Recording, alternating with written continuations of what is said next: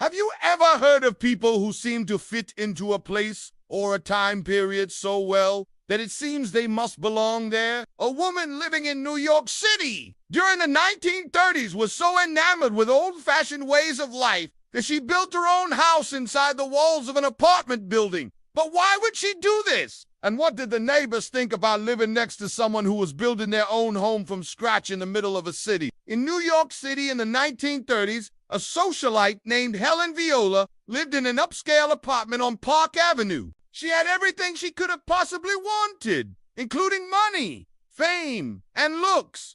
So why wasn't she happy? Born in 1898, Helen Viola grew up in a wealthy family. Her father was a famous publisher, and he made sure his daughter never wanted for anything. She had expensive tastes and loved nothing more than the finer things in life, like expensive clothing, fancy parties, and luxurious vacations in Europe. But Helen had a secret. While she enjoyed the luxuries her money could buy, she was fascinated by the simpler times before electricity and modern conveniences. She spent most of her free time collecting antiques and restoring old furniture. She also had an obsession with the past and would often dress up in Victorian clothing and spend hours looking at old photographs. Helen was also interested in spiritualism and would attend seances regularly. At one such event, she met a medium who told her that her soul was hundreds of years old and that she had lived many lives before. This only added to her fascination with the past, and she began to feel that she didn't belong in the modern world.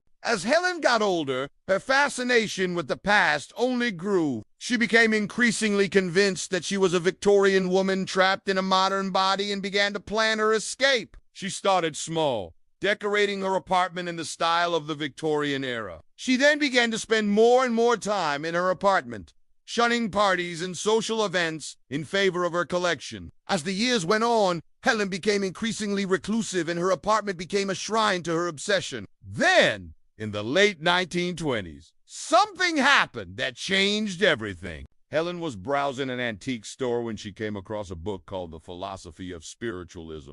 The book was written by a man named Andrew Jackson Davis, who was a popular spiritualist lecturer in the mid-19th century. Helen was captivated by the book and began to read it cover to cover. She soon realized that Davis's ideas were very similar to her own, and that he was essentially saying the same things that the medium had told her at the seance. Helen became convinced that she was meant to be a spiritualist and that she could communicate with the dead. She began holding seances in her apartment and inviting friends to participate. But not everyone was as skeptical as Helen. Some of her guests actually believed that they were able to speak with spirits during the One day, Helen had an idea. She decided to build her own house inside the walls of her apartment. She figured that if she decorated her apartment to look like a Victorian house, then she could live out her fantasy and pretend that she was living in a different time period. Helen hired a team of contractors to help her create her dream house. They built walls and installed plumbing and electrical systems. They also put in a kitchen and a bathroom,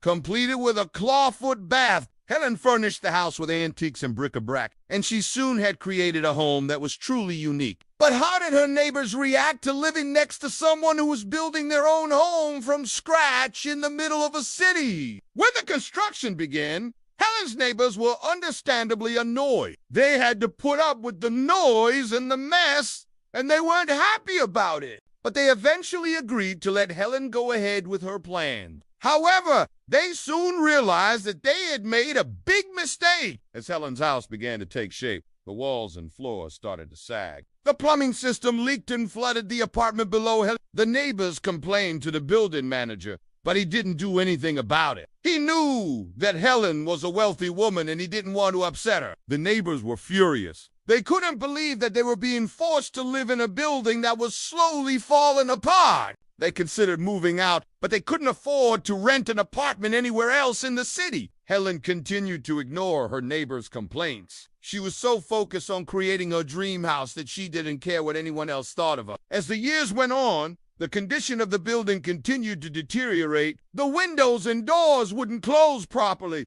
and the walls were covered in cracks. The neighbors were fed up and they decided to take action. They hired their own lawyer and sued Helen for damages. Helen was finally forced to make some changes. She had to repair the damage she had caused to the building, and she also had to pay her neighbors for their suffering. But even this didn't stop Helen from pursuing her dream. She continued to decorate her house, and she even opened it up to the public for tours. People from all over the city came to see the bizarre spectacle of a woman living in the past. Helen was happy to oblige, and she would dress up in Victorian clothing and give tours of her home. People paid admission for the tour by bringing an antique to trade with Helen, and she eventually amassed a huge collection of items from the past. But not everyone was so fascinated by Helen's house. Some people thought it was a strange and creepy place, and they refused to go near it.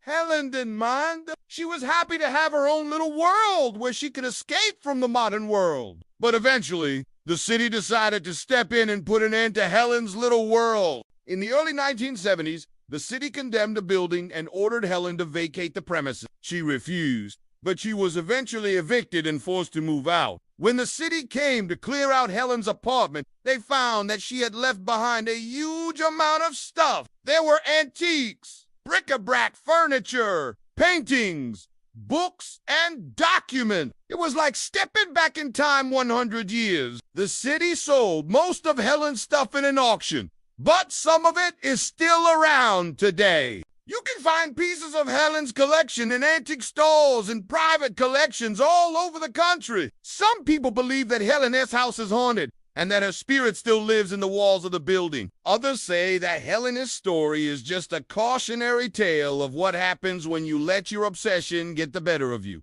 What do you think? Was Helen right to pursue her dream no matter the cost? Or do you think she was selfish and inconsiderate of her neighbors? Let me know your thoughts in the comments below. And don't forget to subscribe for more historical tales. Thanks for watching.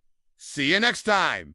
Now let's get back to the video. After Helen was evicted from her apartment, the building was torn down and a new luxury high-rise was built in its place. No one knows exactly what happened to Helen, but some people believe that she died soon after she was evicted. Others say that she moved to a different city and started over. There are conflicting reports about how much damage Helen's house did to the building. Some people say that it caused extensive damage, while others say that it wasn't that bad. However, there is no denying that Helen's house was a major inconvenience to her neighbors. They had to deal with the noise and the mess while the construction was going on, and they also had to put up with the damage that was done to the building. It's unclear why Helen was so obsessed with the Victorian era. Perhaps she felt more comfortable in that time period than she did in her own. Or maybe she was just fascinated by the history of the time. Whatever her reason, she was clearly committed to her dream, even if it meant sacrificing her relationships with her neighbor. If you're ever in New York City,